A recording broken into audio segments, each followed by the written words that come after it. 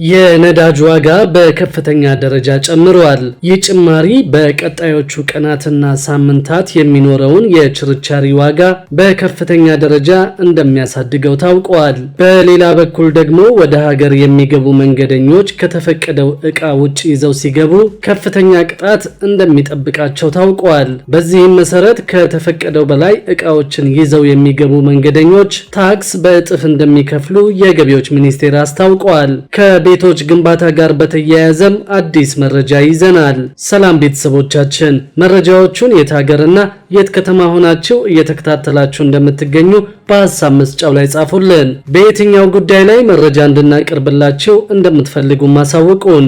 አሁን ዝርዝር መረጃዎቹን አንድ በአንድ ወደ እናንተ እናደርሳለን። እስከ መጨረሻው አብራችሁን ቆዩ።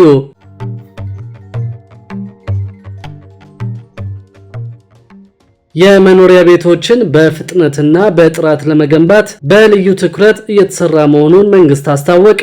በአዲስ አበባ ከተማ የመኖሪያ ቤቶችን በፍጥነትና በጥራት በተለያዩ አማራጮች ለመገንባት በልዩ ትኩረት እየተሰራ መሆኑን የከተማ አስተዳደሩ ከንቲባ ወይዘሮ አዳነች አቤቤ ገልጸዋል። ከንቲባዋ በንፋስ ስልክ ላፍቶ ክፍለ ከተማ ጀርመን አደባባይ አካባቢ በመንግስት እየተገነቡ የሚገኙ የመኖሪያ ቤቶች የደረሱበትን ሁኔታ ተመልክተዋል። በዚህ ወቅት በአዲስ አበባ የነዋሪዎችን የቤት ፍላጎት ለማሟላት በተለያዩ አማራጮች የመኖሪያ ቤቶች እየተገነቡ እንደሚገኙ ገልጸዋል። ለአብነትም በመንግስት በግሉ ዘርፍ እንዲሁም ደግሞ በመንግስትና በግል አጋርነት መኖሪያ ቤቶችን በጥራትና በፍጥነት ለመገንባት በትኩረት እየተሰራ መሆኑን አስገንዝበዋል። በዘርፉ ለሚሰማሩ ባለሀብቶች የመሬት አቅርቦትን ጨምሮ ሌሎች አስፈላጊ ሁኔታዎችን ለማመቻቸት ከተማ አስተዳደሩ ቁርጠኛ እንደሆነ አጽንኦት መስጠታቸውን የከንቲባ ጽሕፈት ቤቱ ፕሬስ ሴክሬታሪያት ኃላፊ ዶክተር ሚኤሳ ኤለማ ገልጸዋል። በጀርመን አደባባይ አካባቢ እየተገነቡ የሚገኙት መኖሪያ ቤቶች ግንባታቸው ከተጀመሩ 9 ወራት ማስቆጠራቸውን ጠቁመው ግንባታው በጥራትና በፍጥነት እየተከናወነ በመጠናቀቅ ላይ መሆኑን አንስተዋል። ቀሪ ስራዎችን በፍጥነት በማጠናቀቅ ተጨማሪ የቤት ግንባታ ስራ የማከናወኑ ሂደት ተጠናክሮ እንደሚቀጥልም አረጋግጠዋል። በቤት ግንባታ ስራ ላይ የተሰማሩ የግል አልሚዎች የቤት አቅርቦት መጨመርን ግምት ውስጥ በማስገባት የጀመሩትን ግንባታ በፍጥነት እንዲያጠናቅቁ አሳስበዋል። በሌላ በኩል መሬት አጥረው ግንባታ ያልጀመሩ አልሚዎች ደግሞ በፍጥነት ስራ በመጀመርና ግንባታውን በማጠናቀቅ ለቤት ፈላጊዎች በተመጣጣኝ ዋጋ እንዲያቀርቡ ጠይቀዋል። በሌላ በኩል ደግሞ የነዳጅ ዋጋ በከፍተኛ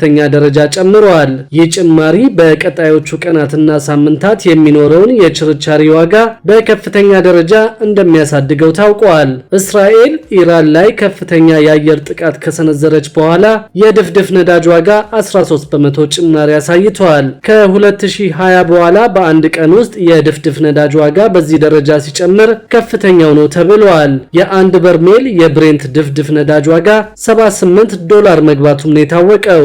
አሁን ያለው ውጥረት በመካከለኛው ምስራቅ ያለውን የአቅርቦት ሰንሰለት ላይ መቆራረጥ እንዳይፈጥርም ተሰግቷል። ተንታኞች ውጥረቱ ተባብሶ በዚሁ ከቀጠለ ሁኔታው የዓለምን የኃይል ገበያ የበለጠ ሊያናጋው እንደሚችል አስጠንቅቀዋል። ኢራን በቀን እስከ 3.3 ሚሊዮን በርሜል ነዳጅ ታወጣለች። ይህም ከዓለም አቀፍ አቅርቦት 3 በመቶውን እንደሚሸፍን ነው የተገለጸው። አሁን የታየው የነዳጅ ዋጋ ጭማሪ በቀጣዮቹ ቀናትና ሳምንታት የሚኖረውን የነዳጅ የችርቻሪ ዋጋ በከፍተኛ ደረጃ ሊያሳድገው እንደሚችልም ተገምቷል። በሌላ በኩል ደግሞ ወደ ሀገር የሚገቡ መንገደኞች ከተፈቀደው ዕቃ ውጭ ይዘው ሲገቡ ከፍተኛ ቅጣት እንደሚጠብቃቸው ታውቋል። በዚህም መሰረት ከተፈቀደው በላይ ዕቃዎችን ይዘው የሚገቡ ታክስ በእጥፍ እንደሚከፍሉ የገቢዎች ሚኒስቴር ነው ያስታወቀው። ማንኛውም መንገደኛ ወደ ሀገር ውስጥ የሚያስገባው ዕቃ በሚኒስቴር መስሪያ ቤቱ የተፈቀዱትን ብቻ መሆኑ ተገልጿል።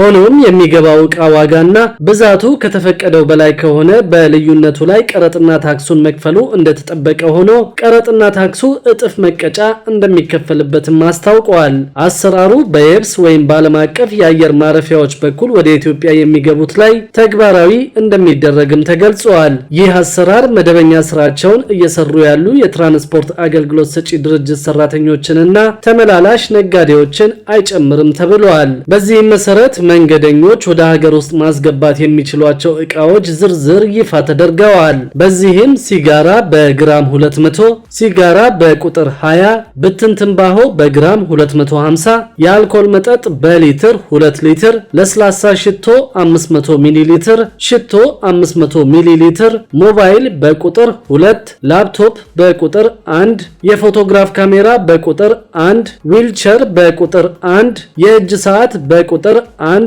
የፂም ወይም የፀጉር መላጫ በቁጥር 1፣ የፀጉር ማድረቂያ በቁጥር 1፣ የፀጉር መተኮሻ በቁጥር 1፣ መንገደኛው የሚጠቀምባቸው መድኃኒቶችና የሕክምና መገልገያዎች ደግሞ ለአንድ ሰው በሚያስፈልገው ልክ እንዲሁም ደግሞ በጉዞ ወቅት ጥቅም ላይ የሚውሉና ለቤተሰብ የሚያገለግሉ ልብሶች፣ ጫማዎችና የጽዳት ዕቃዎች ደግሞ ለአንድ ቤተሰብ የሚውል መሆን እንዳለበት ተነግሯል። ከዚህ ውጭ የሚገባው ዕቃ ዋጋና ብዛቱ ከተፈቀደው በላይ ከሆነ በልዩነቱ ላይ ቀረጥና ታክሱን መክፈሉ እንደተጠበቀ ሆኖ ቀረጥና ታክሱ እጥፍ መቀጫ እንደሚከፈልበትም ሚኒስቴር መስሪያ ቤቱ ገልጿል። በሌላ በኩል ደግሞ የአዲስ አበባ መታወቂያ የአገልግሎት ዘመንና ሌሎች ማሻሻያዎች ሊደረጉለት መሆኑ ተነግሯል። ከውክልና ጋር በተያያዘም ለውጥ መደረጉን መንግስት ይፋ አድርጓል። የከተማዋ የሲቪል ምዝገባና የነዋሪነት አገልግሎት ኤጀንሲ እንዳስታወቀው በቀጣይ ወራት በስራ ላይ ያለውን የነዋሪነት መታወቂያ ይዘት፣ የአገልግሎት ዘመንና የገጽ ዲዛይን ከተማዋ ያለችበትን ደረጃ በሚመጥንና ፋይዳ መታወቂያን መሰረት ባደረገ እንዲሁም ሁሉን አቀፍ አገልግሎት የሚሰጥ ስማርት ካርድ አድርጎ ለማሻሻል ዝግጅት እያደረገ እንደሚገኝም አስታውቀዋል። በተጨማሪም ተቋሙ ለ2 ሚሊዮን ነዋሪዎች የዲጂታል ካርድ መታወቂያን መስጠቱን ገልጿል። ይህ የመታወቂያ የዲጂታል ምዝገባ የነዋሪን የባዮሜትሪክ መረጃን ያካተተና ከ35 በላይ ለማስረጃነት ጥቅም ላይ የሚውሉ የግለሰብ መረጃዎች የሚመዘገቡበት ስርዓት መሆኑን ከተቋሙ የተገኘው መረጃ ይጠቁማል። የሲቪል ምዝገባና የነዋሪነት አገልግሎት ኤጀንሲ የወረቀት መታወቂያ መስጠትን ለመጨረሻ ጊዜ ማብቃቱንና ሙሉ ለሙሉ ወደ ዲጂታል ሽግግር መደረጉን ባለፈው ሰኔ ይፋ ማድረጉን አስታውሰዋል። በተቋሙ የወሳኝ ኩነት ምዝገባን ጨምሮ በጠቅላላው ወደ 3 ሚሊዮን የሚጠጉ ነዋሪዎች መረጃ በዲጂታል ምዝገባ የመረጃ ቋት ውስጥ እንዳለም አመላክተዋል። የውክልና አሰራርን በተመለከተ ለውጥ አድርጌያለሁ ሲልም የሲቪል ምዝገባና የነዋሪዎች አገልግሎት ኤጀንሲ ተናግረዋል። በጉዳዩ ላይ አዲስ መመሪያ እያዘጋጀው ነው፣ ከነባሩ መመሪያ የተሻሩም እንዳሉ አስታውቀዋል። በአዲስ አበባ ከተማ አስተዳደር የነዋሪነት ምዝገባና አገልግሎት አሰጣጥ በመመሪያው መሰረት በከተማዋ በነዋሪነት ተመዝግበው በውክልና ጉዳያቸው እንዲፈጸምላቸው ውክልና የሚሰጡ ነዋሪዎች የሚሰጡት የውክልና አይነት ልዩ ውክልና ብቻ መሆኑን መመሪያው የሚደነግግ መሆኑ ይታወቃል። ይህ በእንዲህ እንዳለ አሰራሩ ለተገልጋይ ምቹ ያልሆነና የተገልጋይ ቅሬታን እየፈጠረ ያለ በመሆኑ ህጋዊ አሰራሩ ከህግ እንደራሴ ህግ አኳያ ሊቀየር የሚገባው መሆኑ ታምኖበታል ሲል የሲቪል ምዝገባና የነዋሪዎች አገልግሎት ኤጀንሲ ተናግረዋል። በስራ ላይ ያለው መመሪያ በመሻሻል ላይ ያለ ሲሆን ማሻሻያው እስኪጸድቅ ድረስ ለተገልጋይ የአገልግሎት ቅልጥፍናና በመመሪያ ውስጥ የተካተቱ ልዩ ውክልናን የሚጠቅሱ አንቀጾች የተሻሩ መሆኑን የገለጸው ተቋሙ ማንኛውንም የነዋሪነት አገልግሎት በጠቅላላ ውክልና አገልግሎት ማግኘት ይቻላል ብለዋል። በሌላ በኩል ደግሞ ኢትዮጵያ በክሪፕቶ ግብይቶች ላይ ቁጥጥር ማድረግ ልትጀምር መሆኑ ተገልጿል።